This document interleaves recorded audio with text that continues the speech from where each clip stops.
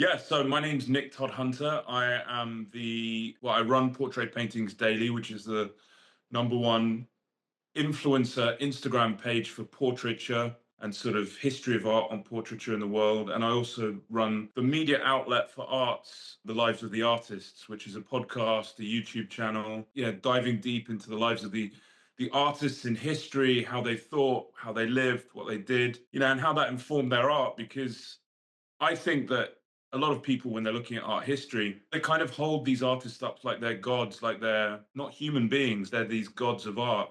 They totally get mythologized and it becomes uninteresting. It's much more interesting when you bring these gods down to earth and you understand how they lived and you understand how they dealt with their children, paid bills, all these little intricacies of the chaos of life. For an example, to look at Caravaggio's life and understand the chaos behind all of these beautiful paintings that he created, it becomes even more interesting. It becomes even more fascinating, and you can dive so deep into it. And it does inform the art. And so when you're looking at art history, you're really looking at human history. And so all of these details and what was going on in the cities that they were made, they're really important. And because of that, when you're looking at works of art, it becomes much richer, much richer with this knowledge. And I look to do that with the content that I produce and inform people about the little details that maybe weren't thought about. How does making YouTube influence your own painting practice? No, it doesn't really. I find it a different thing. Predominantly I am an artist, I'm a painter, and I always have been a painter.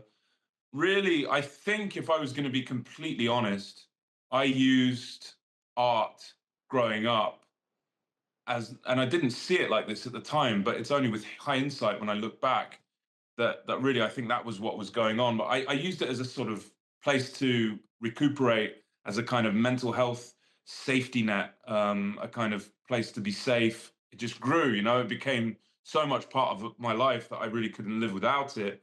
But if it was just like this raw prodigal talent that I just was compelled to paint, I don't think that's the story. And obviously, you get better as you do it. You kind of I have an obsessive mind, and I obsessively drew and drew and drew, and just became so much part of my life that I can't even fathom a world without art in my life. So really, that's art for me. That's my personal practice, my painting and things like that. But I think people just gravitate to you naturally gravitate to things that kind of you can control or you can get interested in. It's like survival mode, you're kind of in survival mode, and that might be music.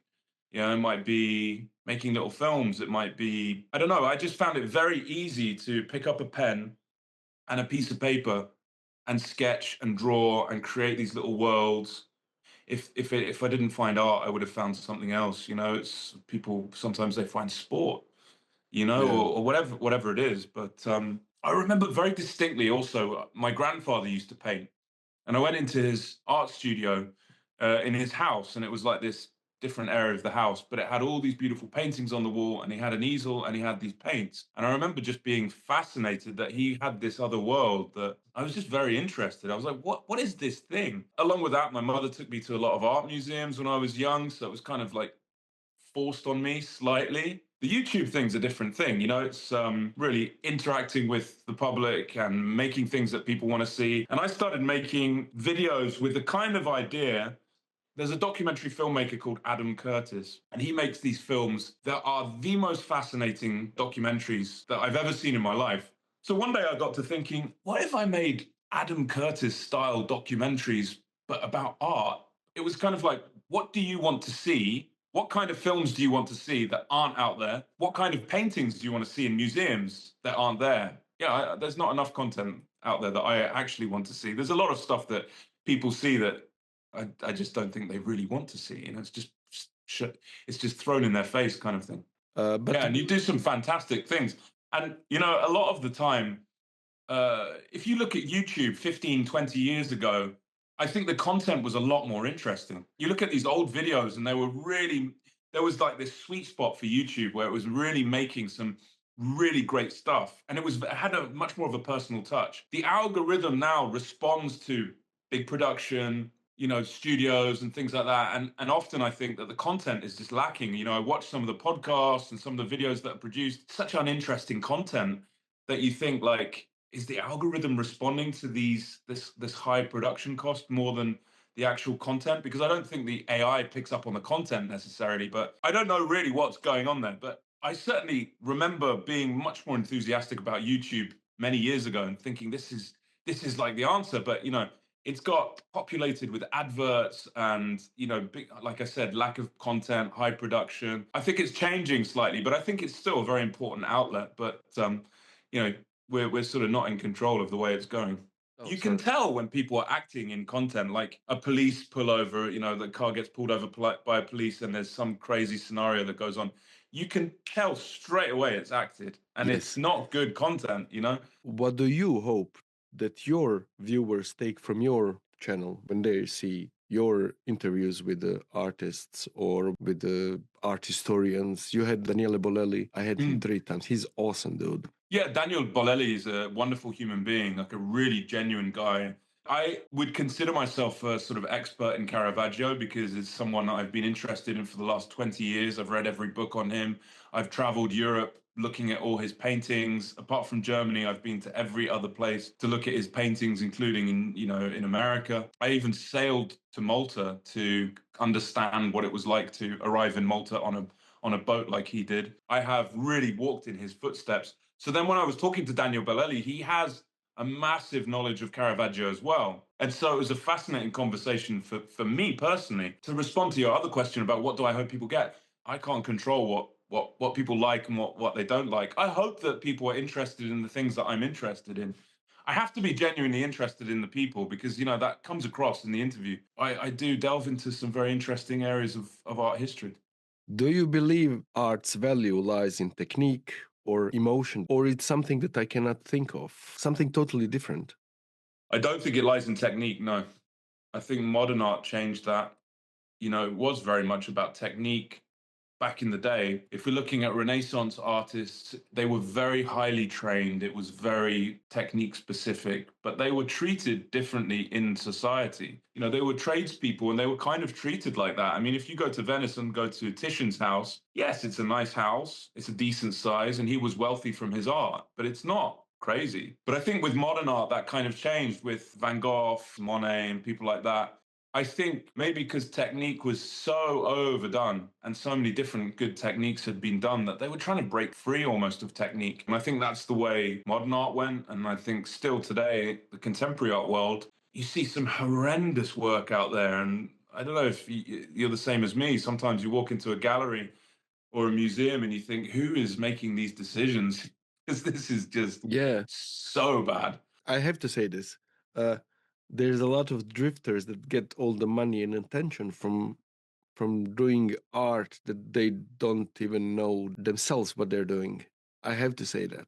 Yeah, and there's also more outlets for it. There's Instagram, there's YouTube, there's all these different platforms that you can just put your art out. But I think the art world now that we're living through is really suffering. Galleries are closing left, right, and center, and people aren't set. I speak to my friends, and they were like, "Oh my God, 10 years ago, all these works would have sold. Now, no one's buying art." I think it's kind of becoming oversaturated with people pretending to be artists and because of that, it's devalued, but it's also given art to more people. Everyone thinks they're an artist nowadays. And that's kind of great in a way, because I really believe that creativity is something, really spiritual within human beings and it should be. But I think it's having like consequences with maybe unforeseen consequences that we can't even tell now that, like I said, will only make sense when we're looking back 50 years from now or 100 years from now. But definitely I think it's massively changing because of these apps and things like that billionaires own, and then they tweak the algorithm for certain things, and then people like robots start looking at certain things that aren't in their control, and then they think those things are good. Then they try and make those things that they see that the algorithm's showing them and copying them. And so this whole different world of art gets created sort of out of humans' control in a way. I think because of that, like the handmade thing is going to becoming it's going to become much more important, like a broken piece of pottery or something that you can see hand marks in, or like really a painting that you can really see is made by humans. Because I think with AI and with these billionaires that sort of have control over the computer, the digitization of the world, people are going to rebel. They're going to respond and they're going to push back. And there's going to be this massive vacuum that's needed to be filled. And I think that's going to be human experience, handmade things, and connected, and connection. People think they're connected through apps and through the computers and things like that, but they're not. Where is the boundary between art and craft, between fine art and craft? When I see an artist that is well trained and they can paint well and they can draw well, but then they become abstract artists, I find much more value in their abstraction because they've taken it from a place of real knowledge. If I meet an artist and I say, "Can I see some of your early work?" and they've just painted abstract work from the get go, I think there's no real progression, there's no real development, there's no real journey. They've just loved the idea of like painting and they like abstract art. I'm not trying to be judgmental. I just see more value in someone that's gone on an artistic journey. And all the great artists, if you look at just from the top of my head, Philip Guston, he was a great painter. His early work is really, really good. And then he went to abstract expressionism, and then he went completely abstract. And then he came back to this kind of cartoon figures that was completely his voice. Now, that journey is fascinating, and there's value in it because you can see the journey that he's been on and the arc and the arc that he's been on, and because of that I think there's much more value to his work. What techniques are you using when you paint your paintings, like those three behind you? Well, Immediately start. these three behind me are just studies. They were done very quickly. And I went to art school in England. I went to Chelsea School of Art, and became very disillusioned with academic experience in England. I was always fascinated in old masters. They just clearly were the greatest painters of all time. People like Rembrandt, people like Titian, Vermeer, Leonardo da Vinci, these great old masters. When I went to Chelsea School of Art, and this isn't judge or criticize Chelsea School of Art. They've created great artists have come out of those schools. But for me personally, I was expecting something different. I'd left school. I went to Chelsea School of Art to do a foundation year. And the first day I got there, I remember just being lots of pieces of colored paper on a table. And the tutor was like, cut up these pieces of paper and make a collage. And I was like, what? When are we painting? Like, what? When are we going to draw? And that was the first day. And then I remember they took me in for an interview, and they looked at my work and they said, "We think you'd be a great graphic designer." And I was like, this is not going well. This is not my whole life. I've wanted to be an artist, nothing else. But, art was something that I always had. It was like so dear to my heart. It was so close to my heart. And then to be judged by these people saying, a graphic designer, like I had no interest in being a graphic designer. It hadn't even crossed my mind. So I was like totally disappointed. And in my very kind of strong headed way, I was like, right, screw this, I'm leaving. And so I dropped out of Chelsea School of Art. I was an art school dropout. Yeah, I was um, expelled from my academy. to Yeah. be expelled from art school is really impressive because it's one of the places that they are really quite lax Yes. in making rules. But so I did research about where is the classical training, and there are really two areas. You can go to St. Petersburg in Russia, which has a very strong academic training, the Russian school, culture from Ilya Repin and the realist painters of Russia, which is incredible. And if I could go back in time, I probably would have seriously thought about doing that. And Florence is another place. They have the culture of the Renaissance, and they still have this classical training. So I went and trained in Florence for 3 years at this very romantic school where you're kind of in an atelier and you're drawing and painting every day. And, tutors are kind of just giving you, they're not like on top of you, but they're just giving you little nudges and little crits and little ideas on how to do it. And you observe how other people paint. And I loved it. And yeah, so I went on to paint portraits and things like that, and very classical training. But like I said, because of that, I feel like I can kind of paint anything. Sometimes when people are just limited, like Mark Rothko, so I think he was very limited in what he could actually do. Picasso clearly wasn't. Picasso could paint anything. The fact that I literally can draw and paint anything is like, well, I could just do anything. So there's no real boundaries. I think it's important for me to be interested in many, many different things, just a very curious mind. So yeah, the content I create and the paintings I create kind of reflect that. It's just important to start. The most important thing is to start and start what you want to do wherever your instinct takes you. It's like I really feel like writing a song. Don't wait until you form a band or until you know how to play guitar better or until you've got a recording studio. Just do it now, today, with what you have around you. Write the lyrics on a napkin.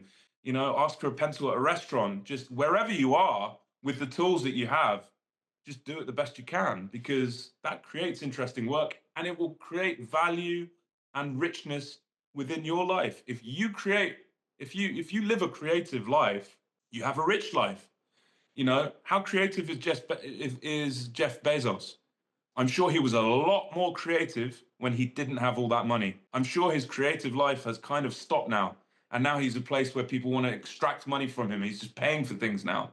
And I'm sure he's not that happy. I'm sure he's trying to mask it by getting the beautiful woman and having the big wedding and having the big yacht and all of these things that he's trying to create the vacuum. If you live a creative life, you are richer than any billionaire out there. First of all, Jeff Bezos should pay his workers. That's number one. But listen, I don't know Jeff Bezos. That's No, just I don't a know. kind of a metaphor that I'm just trying to use. I've met loads of millionaires and none of them are happy.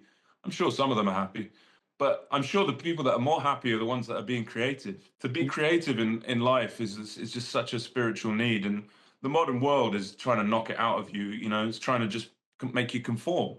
If a young artist would ask me for advice, I'd just say, be prepared to be rejected for years and years and years, and Yeah. no one being interested. Like, if you really believe in what you're doing, then you can take that rejection because Mm. it's like just totally within you.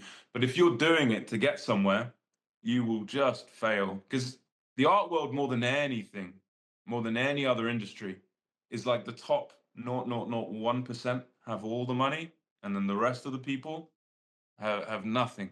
The art world is like brutal. There's really nothing. You can work in a Yeah. museum, I'm but aware of there's nothing else. you preaching to a choir. I know all of those stuff. Yeah. Anyway. So it's like the toughest industry there is, and it's very delusional as well, because it's also the sort of playground for the rich. Because the super rich have always wanted to buy art. Anyone can buy a Porsche or a Ferrari. That doesn't really show real wealth. Yeah. But only a few people can have a Picasso. If somebody who's 16 and comes in and says, "Hey, Nick, can you tell me why should I care about art? Why should I do art? Why should I get involved in art?" What advice would you give them in one sentence almost? Well, I probably wouldn't say what I just said about, be prepared for to be rejected at every step. I wouldn't say that to a 16-year-old. That would just totally deflate them, and I wouldn't want to hear that when I was 16 either. But I would really talk more about creativity, and just, if they were obsessed with painting, then and I could see that a 16-year-old was completely obsessed with painting, then I'm not going to change them. They're going to be a painter. If they're obsessed with that, they're going to be a painter. It's just the way it is. And I would probably get into a really interesting conversation with them about painting. But if they're just like an artistic person, a creative person, I would really just encourage the creativity, because they are the most interesting people. And I think that more people should be creative. I hate the term, the democratization of the art world, like it's all leveling up and everyone's getting a piece of the pie. Bullshit. Absolute bullshit. I feel that art and creativity is much more of a spiritual thing. I think that human beings really have evolved to be creative. We've evolved because of creativity, like we're certainly not as strong as lions or elephants or tigers, but why have we got ahead of them in the food chain? Why can we easily kill a lion or an elephant or a tiger? It's because of creative thinking. It's because we've collaborated with other people and we've worked out creative ways, because we're not that strong, are we? We're strange looking monkeys, really. I think creativity is actually much more of a spiritual thing. It's like a spiritual need. It's like part of our evolutionary selves. And if we don't have that within our lives at some level, it doesn't have to be art. It could be anything. It could be architecture. It could be building a house. It could be anything. I just think you're a much happier person, and you feel more complete as a human being. Like, you feel like you're really living your life. You feel happier. Definitely feel happier in life. What aesthetic elements in the painting are making it timeless? I think um, Hmm. These questions are quite generalized, and I think it's very difficult to specifically answer these very complex, but I think it's impossible to answer why a piece of art becomes timeless. But there is an element to art that I think is very important, and that is the mystery. I think art that really answers a question to someone has to kind of speak to the mystery of life. There's the quantifiable scientific world, there's the religious world that's been written in Bible, there's mathematical world where you can figure everything out, numbers and figures. But on top of that, there's this other world, this mystery to the world, this mystery to existence that I think is very, very hard to explain. Like when you're in the forest and you're walking by yourself and you have this feeling, but you can't really explain what it is. Is it fear? It's this feeling of just existing that's very hard to explain. Art that answers that question or reflects that mysterious feeling, I think is very, very powerful. And Stanley Kubrick talked about it when he was making films, that feeling of mystery, that strangeness, I think he referred to it as, that you show in the films that doesn't answer any questions, but it just shows like how strange the world is, how odd, how mysterious it is. And if there's mystery to art, you keep coming back to look at it. There's a real mystery in the Mona Lisa. That's why it's so fascinating, and that's why it keeps people coming back to look at it. It wouldn't be the most viewed painting in the world if there wasn't some quality to it. And I think the quality that's very important is the mystery. What I'm trying to say is there's a real mystery behind those paintings, and that's why I keep looking at them. If you understand a painting, if you got it, you never quite come back to look at it. Like a pop art. I've never been that interested in pop art. There's no real mystery to it. It's kind of pretty obvious. So I don't really keep going back to look at a Roy Lichtenstein or an Andy Warhol. I wouldn't travel to another country to look at an Andy Warhol, but I would travel to look at a Caravaggio. But there's beauty also in Liechtenstein and Mark Rothko. There's a beauty and aesthetics that other people appreciate and like. What makes painting a mysterious? Or art mysterious. Yeah. It could be a song. It could be a film. That's why I think the Stanley Kubrick films have so much power to them because they answer that question of mystery that's very hard to define. Or in Magnolia, there's a film by Paul Thomas Anderson. In Magnolia, the frogs start raining in the middle of the film. Just randomly, it starts raining frogs. What art, what painting, what film, what art has moved you to tears or deep sadness? One that springs to mind is a film by, he's a very famous director, and the film is The Thin Red Line. M- Terence Uh, Malick. Terrence Malick. That film moved me to tears, I remember. And I don't know what was going on in my life. There's a scene where, they're fighting this war against the Japanese on this land that is lived in by indigenous Polynesians. And the Polynesians make appearances throughout the film randomly, like they're on a patrol and a Polynesian guy would just walk past and the soldier, like the US Army soldier, would just like stare at the Polynesian like they're an alien. And throughout the film, these little moments, because they're not fighting the Polynesians, they're fighting the Japanese.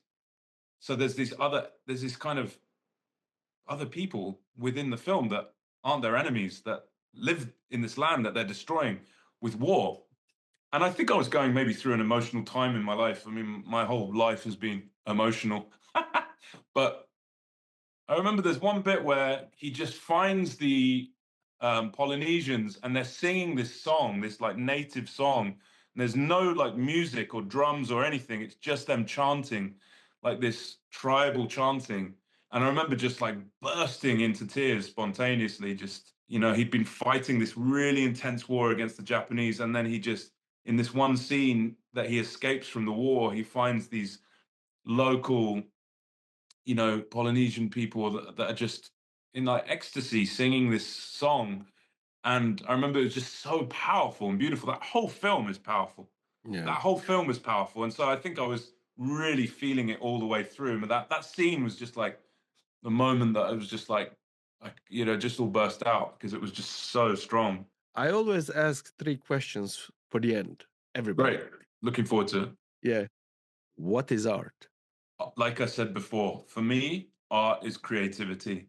When you're looking at like primitive human beings and you're looking at their art, their material culture, yes, you're looking at cave paintings, but you're also looking at the fashion, the needle, the stitching, the tools. All of that for me is art. It's creativity. Yeah. If you're creating things that haven't existed in the world before, you are creating art. So do it in the most beautiful way you possibly can. Do it in the most aesthetically pleasing way that you think's pleasing to yourself, and it responds to what you are interested in. And I think if you have that genuine personal touch, that genuine enthusiasm that comes from you, that genuine look at what I made, I think that's important enough to be considered art and to be considered important for people to enjoy, for other people to enjoy. How would you like to be remembered? I don't think it's important what I think about that. That's not a question that I need to answer. The physical impossibility of death in the mind of someone living. That's the name of the Damien Hirst piece of the shark in the formaldehyde tank. The physical impossibility of death in the mind of someone living. I won't be around to know or to say how things will go. It's like an impossible question to answer.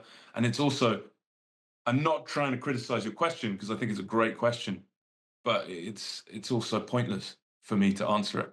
Imagine telling Van Gogh, this is how you'll be remembered. There'll be a museum made of you. You'll be the most famous Dutch person that's ever lived. People will think you're the greatest artist all over the world. If you told that to Van Gogh, Vincent van Gogh, in an insane asylum, the day before he was about to commit suicide, if you told him that, he'd think you were crazy. He'd think you were the crazy one, not him. After he died, he didn't sell any paintings in his life. One painting famously in his whole life. But now look what happened since he was dead. I'm not trying to say that I'm going to be the next Van Gogh. I'm not trying to say that at all. But all I'm saying is when you die, those things are out of your control. So it's pointless to even think about it and even to worry or think in those terms. If you could choose to have a dinner or a beer in a pub or tea, I don't know what you're drinking, uh, with anybody in the world, who would it be and why? There's so many interesting people in history that you could go back and talk to, and so many people that I'm fascinated in. Like I'm particularly fascinated in Napoleon. But would it be interesting to have a cup of tea with Napoleon? I think he was quite a charismatic guy, to be honest, but he was a very strange man. I think it would be odd to have a cup of tea with Napoleon. I don't think it would be very enjoyable. Like a cup of tea with Augustus, a Roman emperor, I think he'd be so up his own arse. It would be like not enjoyable at all. Maybe Francis Bacon. I just think he'd be fun. I think he'd take me out to a gambling joint. He'd then take me to a bar. We'd drink, we'd talk, we'd laugh, we'd talk shit, we'd make fun of people. He'd probably try to bugger me as well. I think he was a very charming, interesting, he was electric. And I just think he'd be more fun. I would also love to have tea with Napoleon, but I think it would be rather morose. I think he'd be obsessed with talking about war. And I think he would, it would be one of those fascinating things that you walk away thinking, Jesus Christ, he's a bit of a bore. But I think Francis Bacon would have been, he would have been great fun, and he would have been an electric guy to be around. I have to go. It's been an absolute pleasure. I've really enjoyed it, and I look forward to speaking to you again. Yes, that's my point. Let's talk again very soon. Enjoy Siena, enjoy life, and let's talk soon. Okay? Let's talk soon. Fantastic. Bye, my friend. Bye. Bye.